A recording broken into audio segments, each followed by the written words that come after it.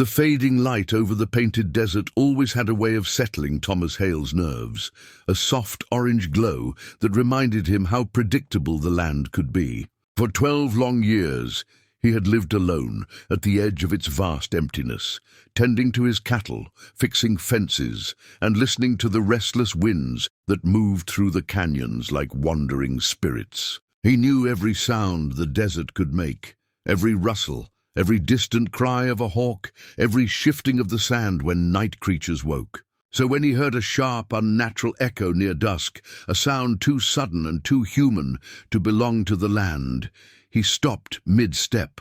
Something was wrong. He felt it before he heard it again. A strangled thud, followed by silence, like someone struggling for breath. His instincts, long unused but never forgotten, pushed him toward the sound. Thomas moved cautiously along the sandstone ridge, his boots sinking into warm red dust. As he climbed, the echo returned, faint but desperate this time, like a muffled cry carried by the wind. He crested the ridge, preparing for the possibility of an injured traveler or a lost prospector. But nothing prepared him for what he saw suspended above the drop-off. A young Apache girl hung in midair from a crude snare fashioned between 2 rocks, the rope biting into her wrists. She wasn't struggling anymore, only drifting with the desert wind, her long braids swaying like dark streamers. For an instant Thomas thought she was dead, but then her fingers twitched just barely and her breath escaped in a trembling gasp. His heart slammed against his ribs. This was no accident.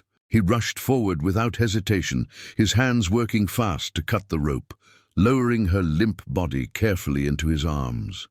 Her skin was hot from the sun, her clothes torn from running through scrub and thornbush, and she weighed almost nothing, too light for someone who had likely been walking for days. Her eyes, when they fluttered open, were wide with fear, but still burning with a fierce spark. She couldn't have been more than 14 or 15, yet she carried the look of someone who had escaped something terrible. Thomas whispered soft reassurances, though he knew she didn't understand all his words. Still, she let him lift her, let him carry her down the ridge toward his cabin. She was trembling, exhausted, but alive. And somebody had meant for her not to be. He laid her gently on the small bed inside his cabin, giving her water in small sips until her breathing steadied. She didn't speak at first, only watched him with cautious, darting eyes as he cleaned the cuts on her wrists and checked her for injuries. She flinched at every distant sound outside, her head snapping toward the window whenever a breeze shifted the shrubs. Whatever she had run from, she believed it was still coming. Thomas felt anger rise. No young girl should carry fear like that. As night settled over the desert, the glow from his lantern lit the cabin walls in warm gold. The girl finally whispered a single word, her name, Aylin. Her voice trembled when she said it, as if afraid the darkness might hear and punish her for speaking. Aylin tried to sit up, but Thomas gently pressed her shoulder, telling her she was safe, at least for the night. She hesitated, then nodded, though her eyes still scanned every corner of the small room. Her trust came slowly, piece by piece, like an animal finally convinced the hand reaching toward it wasn't meant to harm. As she drifted into a fitful sleep, Thomas sat in the old rocking chair near the door, keeping watch with his rifle leaning against the wall. The desert outside was quiet again. Too quiet. He had lived there long enough to know the difference between peaceful silence and the tense stillness that meant eyes were watching from the dark. Whoever had set that snare hadn't given up yet. Later that night, as the embers in his stove died down, Thomas stepped outside and listened to the wind move across the sand. It carried strange traces, bootprints in the dirt near the ridge, broken twigs where someone had passed through in haste, and the lingering scent of smoke far to the east.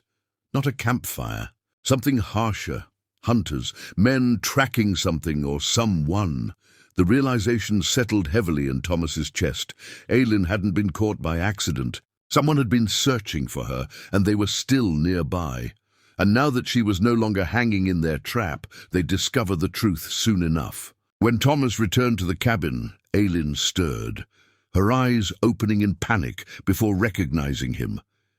She whispered something in her language, a soft, melodic sound filled with gratitude and fear. She pointed toward the door, then mimicked running, then shook her head violently. Thomas understood enough. She didn't want to go back out there. She didn't want to be found. He knelt beside her bed, speaking calmly, telling her she could stay the night, that no one would touch her while he kept watch. She studied his face for a long moment, searching for any sign of deceit.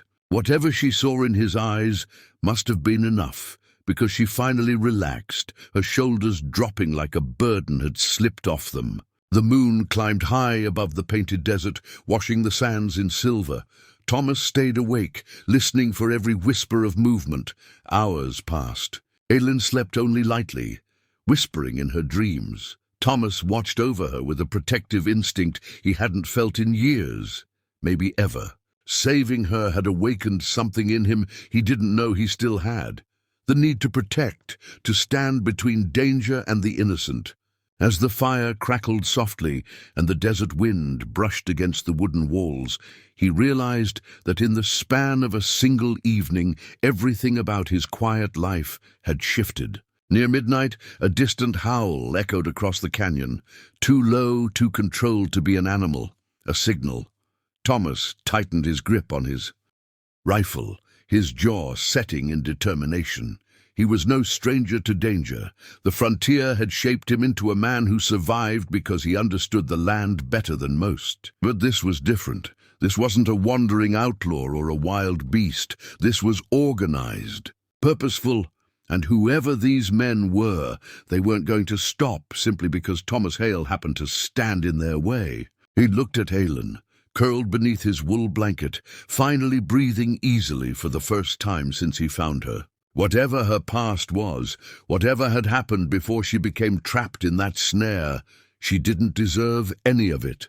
Thomas made a silent promise then, a vow he couldn't explain but felt down to the core of his being. He would protect her, even if it cost him the quiet life he had spent years building, even if it meant facing men far more dangerous than anything the desert had ever thrown at him. By the time dawn began to glow at the horizon, Thomas knew one thing with absolute certainty. Saving Aylin had undone the years of silence and solitude he had wrapped around himself like armor. The world outside his cabin had shifted, and now, whether he liked it or not, he stood in the middle of something far bigger than a simple act of rescue. Thomas stepped out onto the porch slowly, keeping one hand near his rifle, though not gripping it. The three Apache riders sat tall and silent in their saddles, their horses snorting clouds of steam into the cold dawn air. The desert light was young, still soft and blue, stretching long shadows across the sand. These men were warriors. Thomas could see it in the way their bodies stayed rigid, in the way their eyes didn't blink even once. They were trained, alert, and watching him with the stillness of stone. But underneath all that, Thomas sensed respect and caution. They were here for something important. Aylin stepped out behind him, her small hand gripping the fabric of his sleeve with surprising strength. The elders' gazes softened the moment they saw her standing on her own feet. The youngest warrior dismounted and knelt briefly before her, pressing his fingers to the earth and then to his forehead, a gesture Thomas had seen only once before. It meant gratitude. It meant honor. It meant the girl was precious to them in a way he could hardly understand. The eldest warrior spoke again, his voice carrying the weight of winters and battles. "You saved her from the snare. Those men, those hunters, were not thieves. They were something worse." His eyes darkened as he spoke. "They belong to a group that takes children, sells them, breaks them, uses their spirit for profit." Aylin flinched, trembling at the memory. The warrior looked at her with sorrow and anger, then turned back to Thomas. "They will return for her. They will return for you. They do not leave witnesses." Thomas felt a cold knot settle in his stomach. He had suspected hunters, but not traffickers, not the kind of men who traveled in packs and left misery in their wake. Aylin had survived them by sheer miracle. And now, because he had cut that rope and brought her into his home, he was tied to her fate whether he wanted to be or not. Still, something inside him, something quiet and steady, refused to back away. The chief stepped closer. He smelled of sage smoke and dust, the scent of a man who lived close to the earth. Our council has decided. You saved her life. You took her into your shelter. You guarded her through the night. He paused, studying Thomas with an intensity that felt like being measured bone deep. A man who does that does not do it by accident. He does it because the Creator placed that moment in his path. Thomas felt heat rise at the back of his neck. He wasn't used to anyone talking about him like that. He wasn't used to people at all. The warrior continued, his voice deepening. Now you ride with us. What comes next will decide the fate of our people and your future. The hunters are near. We will face them together. Aylin's grip on Thomas's sleeve tightened, as if afraid he might refuse. Thomas looked at her, at the bruises fading on her wrists, at the determination in her young eyes, at the trust she had placed in him so quickly and so fully. Something inside him shifted again, the same sensation he had felt the moment he cut her down from the snare. A calling, maybe. A duty. Something larger than the quiet, lonely life he had built for himself in the desert. He exhaled slowly. "All right," he said, "I'll ride with you." Aylin let out a tremor of relief, almost too soft to hear. The youngest warrior handed Thomas a horse, a strong paint mare with alert ears and muscles that rippled under her hide. Thomas mounted without hesitation. The chief nodded once, satisfied.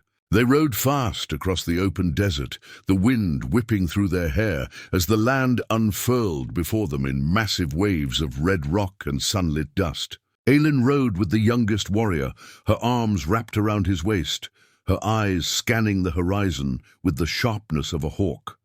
Thomas couldn't help but feel a strange sense of belonging. The rhythm of the horses, the smell of sage, the distant hum of the wind. He had lived in this land for years, but for the first time he felt like part of it. After nearly an hour, they reached a hidden canyon, its entrance narrow enough to miss unless you knew exactly where to look. Inside, dozens of Apache families gathered, whispering anxiously. The moment Aylin appeared, the crowd parted. A woman, her hair streaked with silver, ran forward and embraced the girl tightly. Tears streamed down her face. This, Thomas realized, must be Aylin's grandmother, the shaman the warriors had spoken of. The woman turned to Thomas, her eyes ancient and knowing. She placed a hand over her heart, then touched his chest.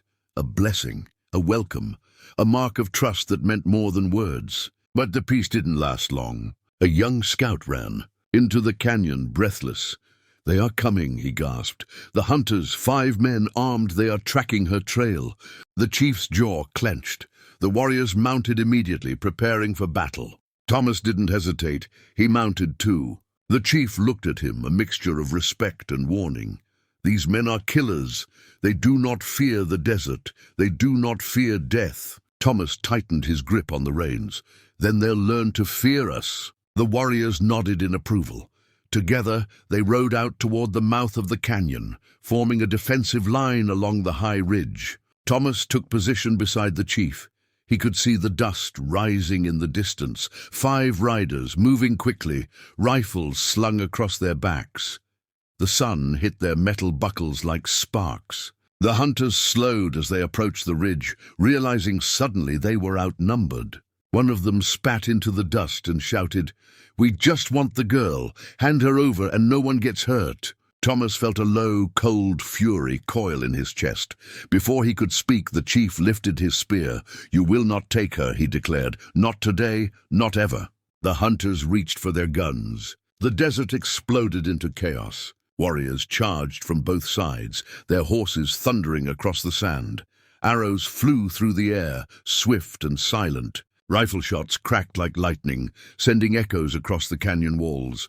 Thomas fired carefully, each shot deliberate, precise. Years of hunting alone had trained him well. One hunter fell. Another tried to flee, only to be cut off by 2 warriors circling from the ridge. The battle was short, but brutal. When the dust finally settled, the hunters lay defeated, disarmed, and bound. The chief exhaled heavily, lowering his spear. The warriors dragged the surviving men away to face tribal justice. Thomas looked back toward the canyon. Aelin stood at the entrance, watching him with wide, grateful eyes. As the sun climbed higher, the chief approached Thomas again. "This land owes you a debt," he said quietly, "and so do we. If you wish, you may return to your solitary life. But know this, you are no longer alone. You have a place among us now. Aelin will always remember the man who saved her." Thomas felt the words settle deep in his chest, warm and steady. For years he had lived alone, convinced the world had forgotten him. But now, because of one impossible moment, one girl suspended in the desert air, his life had changed in ways he never imagined. He looked out over the painted desert, glowing gold beneath the rising sun. For the first time in years, he didn't feel like a man living at the edge of the world. He felt like a man standing at the beginning of something new, something meant for him, something earned. And as Aelin ran toward him, her small hand reaching for his once more, Thomas Hale finally understood. The desert had not taken his loneliness. It had returned his purpose.